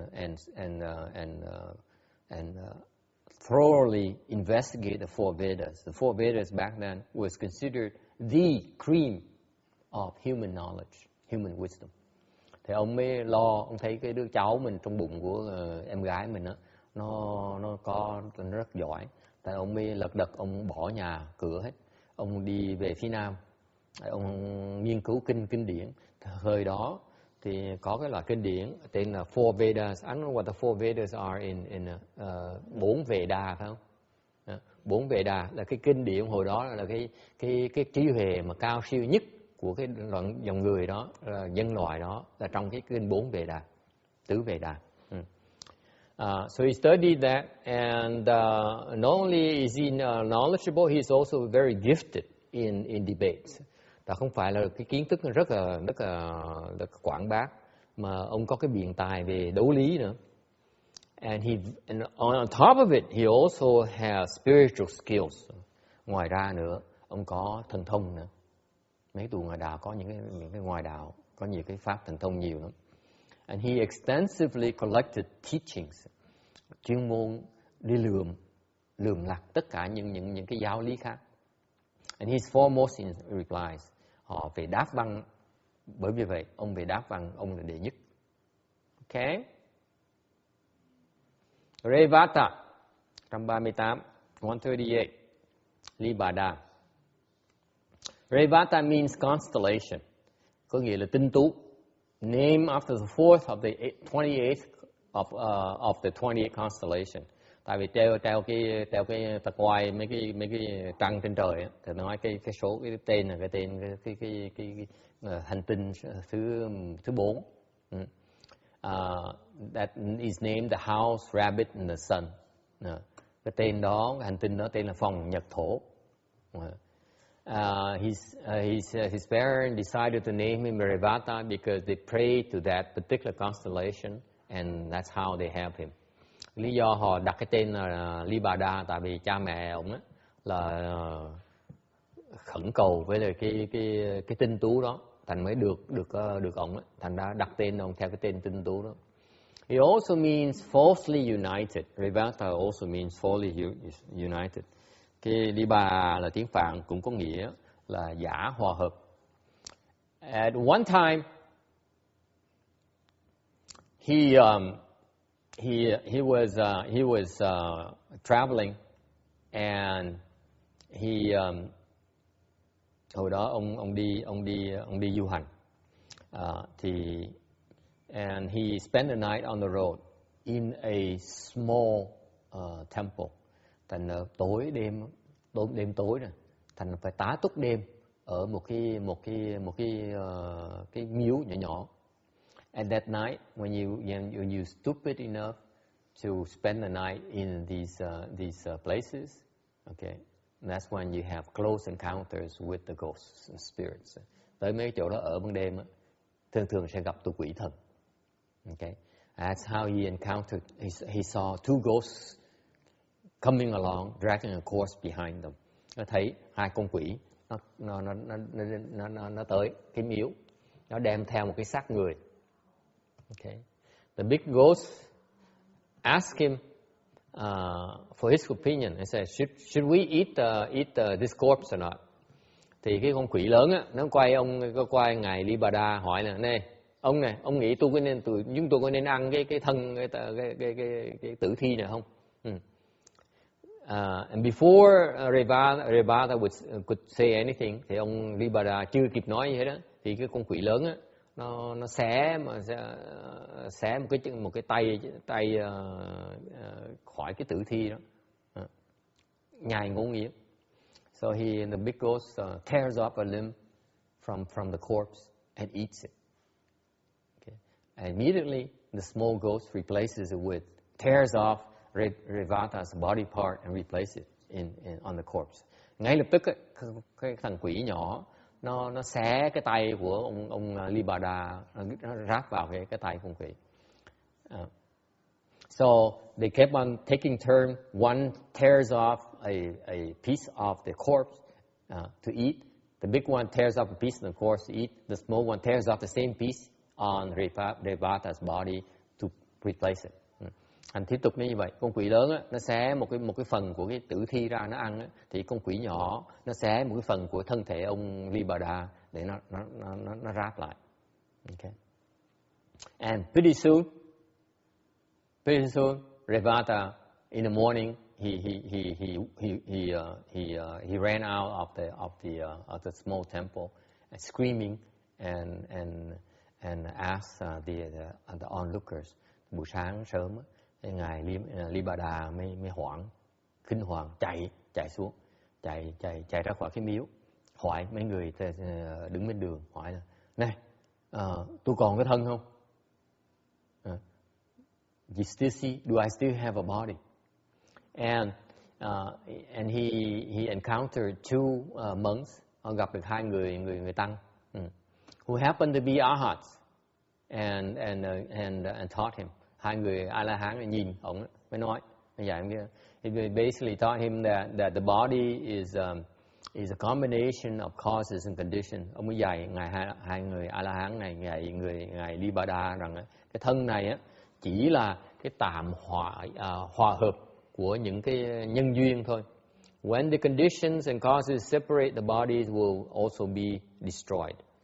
Khi mà nhân duyên nó xong rồi, nó tách ra thì cái thân nó sẽ bị hoại. There's nothing that is you, nothing that is not you.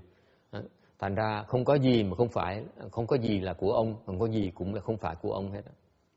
Không phải là ông hết. Hearing that, Revata became enlightened. Nghe một cái là ngài Libada giác ngộ ngay lập tức. Okay. So today you learn this Dharma here. There is nothing that is you, nothing that is not you. Ngày hôm nay coi pháp, không có gì mà không có gì là quý vị, không có gì là không phải quý vị. Okay. That's enlightened Dharma. Nói cái pháp để mà giác ngộ đó. And he became enlightened, left the home life, and he certified to fruition. Ông giác ngộ được xuất gia và được chứng quả. Okay. His mind is rarely scattered, and he never lies. Ngày này cái pháp ngày tu hay lắm. Tâm lúc nào cũng định hết. Với cái miệng không bao giờ nói láo. Okay. Foremost in being not upset or confused. Đệ nhất về vô đảo loạn. Okay. Không có điên đảo mà không có cuồng loạn. All right, any questions? 139. Next one, Sudipantaka, châu lợi Bàn Đà Già. His brother is Mahapantaka. Ông anh lớn á, là Maha Bàn Đà La.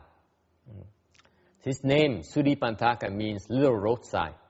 Cái tên của ông á là châu lợi Bàn Đà Đà, có nghĩa là cái cung đường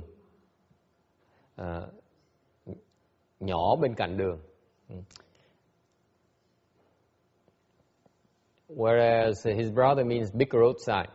Tên của ông anh á thì có nghĩa là bên cạnh đường lớn. That's because they were both born on the roadside.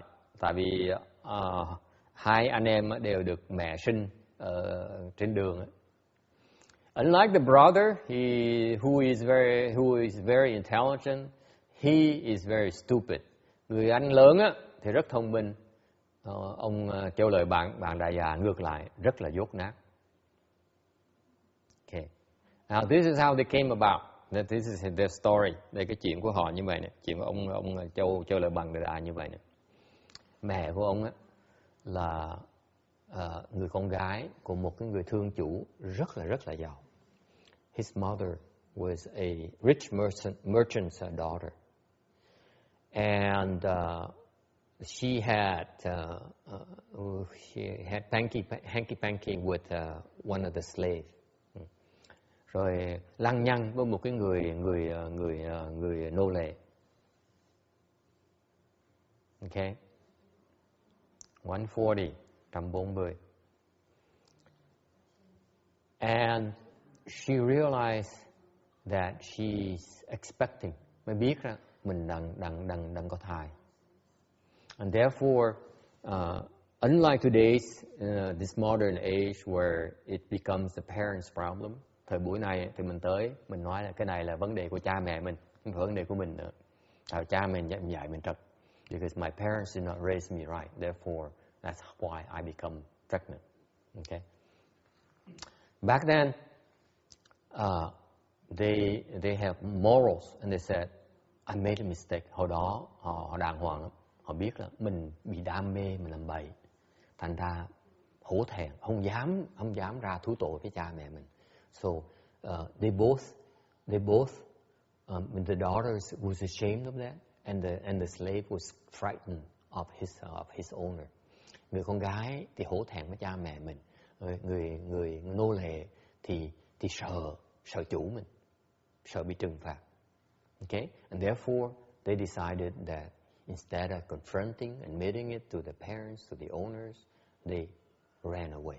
Nên họ thay vì họ thú tội ấy, thì họ quyết định họ chạy, họ bỏ trốn, họ chạy.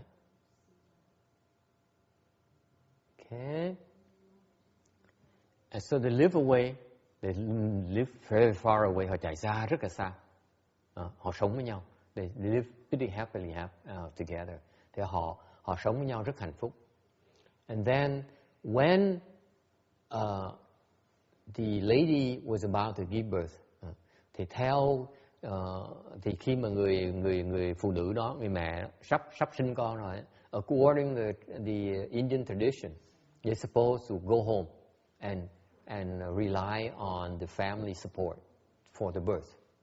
Thành cái truyền thống bên Ấn Độ, thời đó người ta có cái truyền thống á, là lúc mình muốn sanh đẻ, mình trở về gia đình của mẹ, của cha mình để mình nương tựa, được giúp đỡ. Okay. So she told her husband, she said, we should be heading home because I'm about to give birth very soon. Thì bà mới nhắc chồng bà, nói là bây giờ tôi sắp đẻ rồi, mình nên trở về nhà cha mẹ mình. But guess what? The husband still is afraid of the parent. Nhưng điều ông chồng vẫn sợ cha mẹ dâu của mình. Cha mẹ vợ, cha mẹ dâu. It means horrible. Cha mẹ vợ của mình, thành ra vẫn cứ ỡm mờ. So he keeps on procrastinating. Yeah, you're right. Maybe next week. Let me wrap things up. Ông cứ kiếm cớ để ông cứ trì hoãn hoài. Pretty soon the lady realized that she can no longer wait. Cái bà này bà biết lúc mình trễ quá rồi. So she sent her husband away. Bà mới gửi chồng bà, sai chồng bà ra.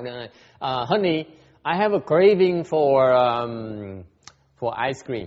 Anh nói bữa nay tôi thèm ăn cà lem quá đi. Ông ra mua tôi một cái thùng cà lem. Go and buy me a bucket of ice cream, okay? Ông chồng lật đật chạy ra, thương vợ, lật đật chạy ra tìm đi mua cà lem. So the husband ran out to the store and got a bucket. And while he was away, she arranged talked to the neighbor and said, okay, please water my plants, take care of my dogs, take care of my cats. I'll be back in a few months, okay? I'm going back to my home to give birth to my children. Cái bà vợ mới qua bên nhà láng giềng gửi gắm, này gửi chó này, gửi mèo này, gửi cây này, gửi cối này, qua tưới nước cho nó ăn. Xong rồi nói tôi phải về gia đình cha mẹ tôi để tôi sanh đẻ. So then she left, went home on her own. Thành mới lật đật từ mình đi một mình về nhà cha mẹ mình. The husband came back with a bucket of ice cream. Ông chồng đem về cái thùng cà lem. Ông hỏi, where's my wife? And he found out that she left. And the neighbor said, oh, she just left to go back to see her parents. Thành người láng giềng mới báo cho ông biết là bà vợ ông đã về nhà cha mẹ rồi. So the husband ran after her. Ông chồng lập tức chạy theo bà vợ. By the time he caught up with her, lúc mà tới gặp bà thì bà đang sinh. He found her giving birth on the roadside. Okay. Tới thì bà đang sinh ra đứa con đầu tiên. Okay. That's how she gave birth to Mahapantaka. Đó sinh cái đứa con lớn. And so it was a successful birth, and all three of them came back home.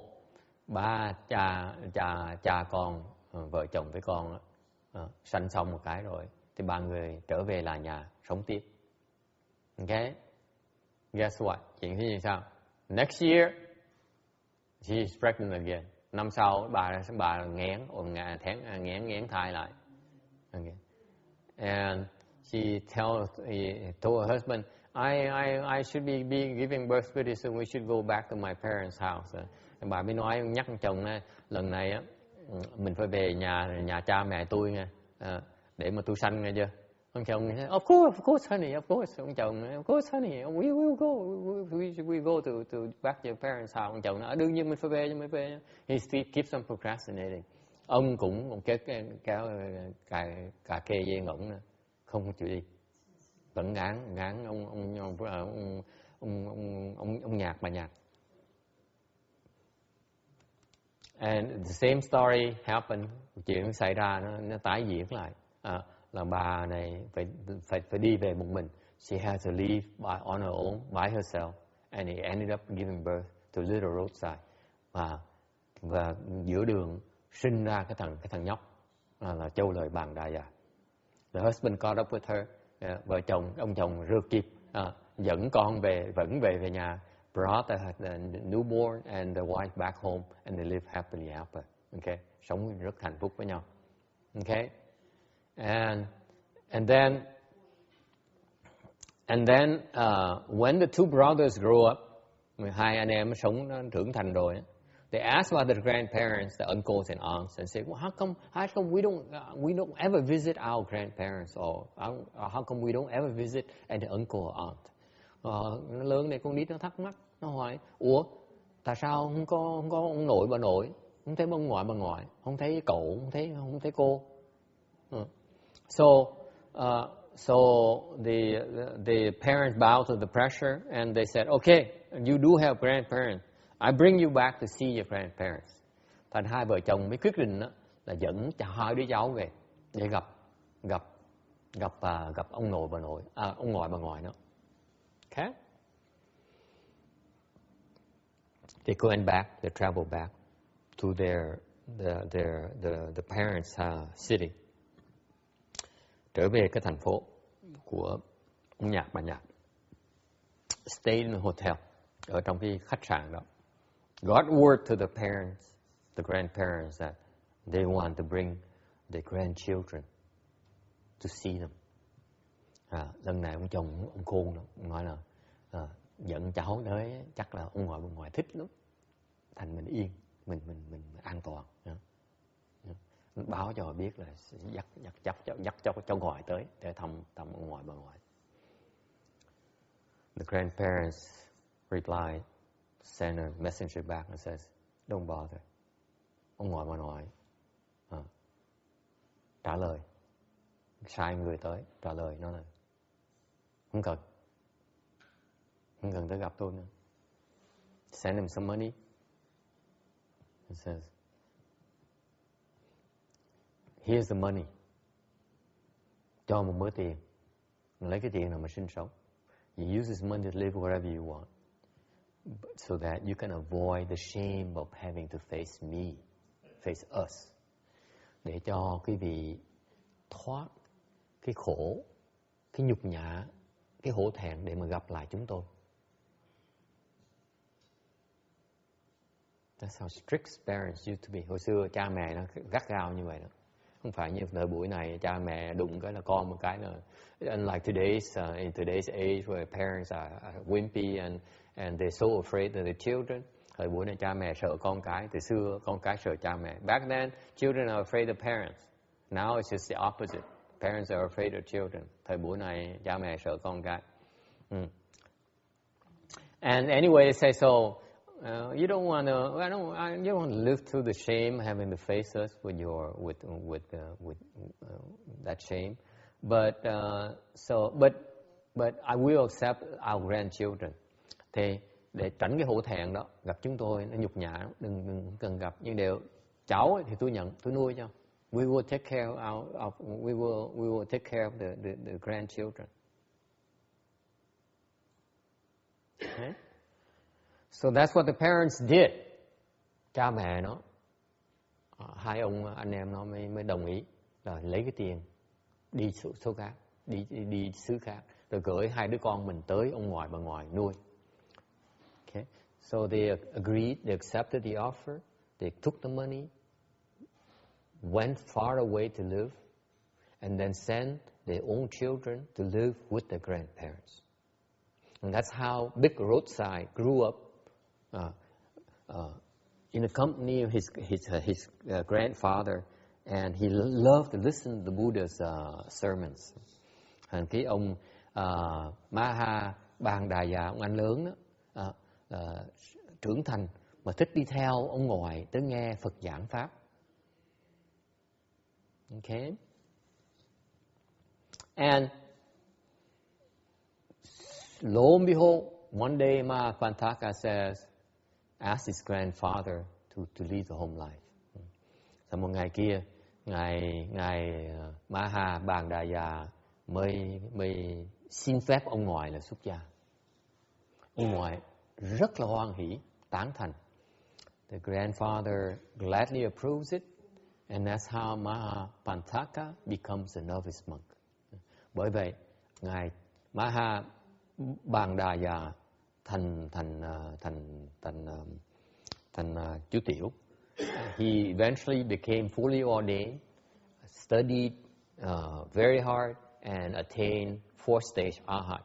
Rồi sau này ngài được thọ trì kheo giới, tu hành học hỏi rất là gắt gao và đắc được tứ quả A La Hán. Then he remembered his younger brother. Mình nhớ người em nhỏ tuổi của mình. Anh em rất thương nhau. They love each other very dearly. So he says, I got so much out of Mahayana, out of Buddha Dharma. So he went back and asked his grandfather to allow the younger brother to lead the home life as well. Mới về thăm lại ông ngoại của mình. Nói là xin phép ông ngoại cho phép em mình xuất gia luôn. Grandfather again, glad he approves. Ông ngoại rất hoan hỷ, tán thán. That's how the little roadside became a novice monk. Bởi vậy, châu lợi Bàn Già mới thành người sa di. And The Buddha instructing his disciples to teach Sudipantaka. Phật mới dạy 5 người A-la-hán, dạy cho Ngài Châu Lợi Bàn Đà Già. Một cái bài cú thôi, one verse. And they took turn teaching him night and day. 5 người A-la-hán này tứ quả hết. They all are 4-stage Arhat. They take turn teaching him this verse. 142. 142. Guard your mouth, gather your mind. Okay. Thủ khẩu nhiếp ý. With your body, don't offend. Thân mặc phạm. Do not annoy a single living being. Vô não nhất thiết chư chúng sanh. Stay away from non-beneficial bitter practice. Vô lợi khổ hạnh, đương viện lý. Conduct like this can save the world. Như thì hành giả khả độ thế. So that's the verse that they taught Sudipantaka. Một cái cú chỉ cái chừng nữa thôi, dạy. Okay. They took turn teaching him. He could not even memorize after 100 days. Sau 100 ngày học không nhớ nổi. Why is that? Tại sao như vậy? Because in a prior life, tại vì kiếp trước, he scorned another monk as a dollar, as a dumbbell. Tại kiếp trước, ông cũng đã từng xuất gia. He was a monk as well. And he scorned another fellow monk, calling him dollar. Trước cũng làm người xuất gia, cũng người tỳ kheo, rồi khinh thường cái người tỳ kheo bạn đồng tu của mình, chửi ông ta là đồ ngu. Còn bây giờ đưa cái quả đó. So anyway, Mahapantaka scolded Sudipantaka and said, "You are completely useless. You're so stupid. You cannot even memorize a simple verse like that. Might as well return to lay life." Cái ông anh lớn á, ông nổi nóng lên, okay. Phiền não, okay. Nói là mày ngu quá, một cái câu cú đó học mà cũng xong nữa, thôi đi về đi, vô dụng, về nhà lại đi. So Sudipantaka was distraught. Ông Châu Lợi Bàn Đà Già cực kỳ là khổ sở, muốn tự tử, wanted to kill himself. And the Buddha then was aware of that. Phật biết, went to the rescue, transformed to a tree spirit to explain the Dharma to him. Thành Phật mới biến thành một cái thần cây, dạy pháp cho ông này. He taught him two things. Dạy hai chữ thôi. Sweep clean. What's đổ sậu? Quét sạch. Hai chữ thôi, quét sạch. You memorize two things. Sweep clean. Chỉ nhớ hai chữ thôi. Quét sạch. Okay. Meaning that and so what Sudipantaka ended up doing is repeat that thing, sweep clean all day. Cả ngày ông kia, ông chỉ tụng cái câu là quét sạch thôi. See, in the Pureland Dharma we have to recite Amitabha Buddha's name. Mà bên Tịnh Độ mình còn phải niệm A Di Đà Phật. Cái pháp này có hai chữ thôi, quét sạch thôi. This Dharma here is even simpler. He says sweep clean. Okay. And so Sudipantaka repeated that all day and night. Ông chỉ cuối cùng ông nhớ được. He began to be able to memorize two words, sweep clean. And then he internalized it. Nhớ được hai cái chữ quét sạch, và bắt đầu cả ngày, mỗi ngày, ngày đêm đều tụng hai chữ thôi, quét sạch. He began to internalize it, and that's when the magic began to happen. Bắt đầu khi mà nó thấm rồi, okay, thì có cái chuyện cảm ứng nó xảy ra. He began to understand that it's not about sweeping the floor. Cái đó quét sạch không phải là quét cái sân nhà, sân chùa. What he understands is that the Buddha teaches him to sweep away all views and thought afflictions. Mới hiểu rằng là cứ quét sạch hoài, quét sân sạch rồi chưa đủ, quét cái sạch ở trong cái tâm của mình, quét sạch những cái kiến và những cái tư hoặc của mình. Okay. All your thoughts, all your worries, quét sạch những cái lo ưu tư của mình, lo âu của mình. See? Yes. They're different. Views meaning that jian, meaning that you view the world. Thought is your thinking, your processing. Cái kiến là cái mình thấy bên ngoài. Còn cái tư là cái mình suy nghĩ với cái mình thấy. So the thought is what you think of what you perceive, what you see. Okay? And he became enlightened in 3 weeks. Tu cái pháp đó không 3 tuần giác ngộ. See, this is why it's so important. The best time to cultivate is under a Buddha. Bởi vậy, lúc mà tu hành tốt nhất là tu giữa với Phật. Because he teaches you the best Dharma that you can accomplish. Tu với Phật sẽ truyền mình cái pháp để mà nó thích hợp nhất cho mình. Okay? This is why if you can make it the Pureland, bởi vậy nếu cái gì mà đủ cái phước để mà được mà vãng sanh bên Tây phương cực lạc, you'll be cultivating directly under the Buddha. Sẽ tu ngay đích thân Phật sẽ dạy mình. It's the best ideal condition for cultivation. Nếu Phật dạy mình, cái đó là tốt nhất mình có thể có được. Okay? Anyway, he is foremost in maintaining principles. Đệ nhất về nghĩa trì. Okay? Any questions? Ai thắc mắc gì không? No questions? Then we have to stop here. Time is up. Không có thắc mắc thì mình phải ngừng lại đây. Thì giờ hết rồi. Okay, what's the plan here? We do the transference now. Bây giờ mình hồi hướng công đức để giúp người ta vãng sanh. And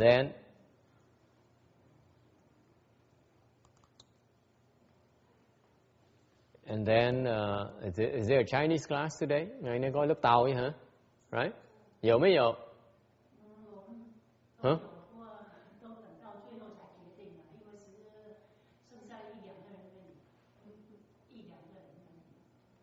1-2个人ฮะ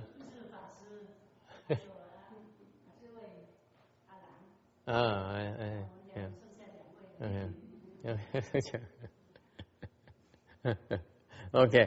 So anyway, so should we organize to go to the temple? Who wants to go to the temple? Ai muốn tới trường đi chùa? Who wants to go? Let me see. Raise your hands.